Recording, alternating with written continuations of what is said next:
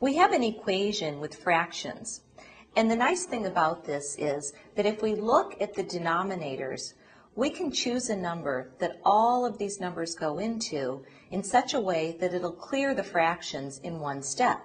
So let's look at these numbers. We have 10, 3, 5, and 2. All of those numbers go into 30 evenly.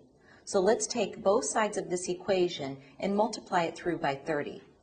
Another way you could figure out what you should multiply the equations through by is to ask yourself what would be the least common denominator if you were going to add all these numbers.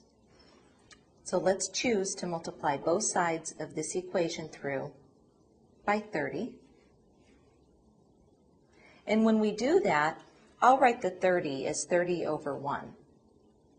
So we have 30 over 1 times x over 10 when we distribute, plus 30 over 1 times 1/3 equals, we have 30 over 1 times x over 5, plus, distribute one more time, 30 over 1 times 1/2.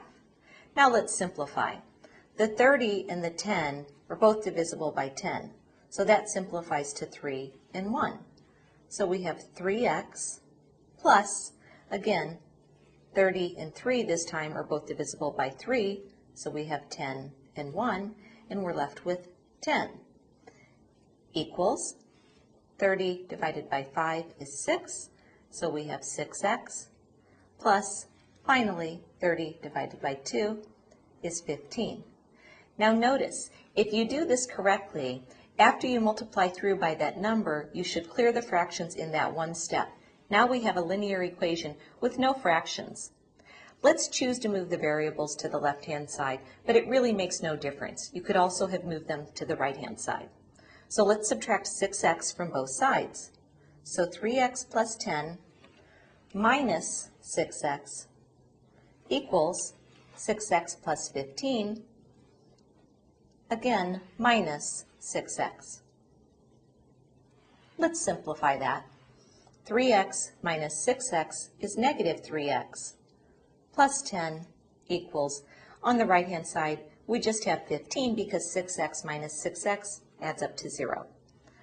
Let's now subtract 10 from both sides to move the constants over to the right.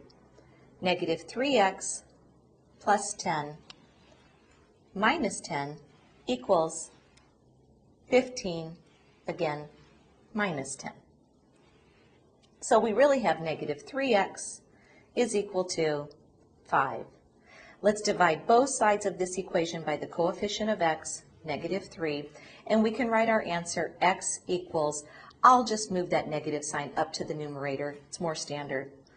X equals negative 5/3, or we can write the solution set as negative 5/3.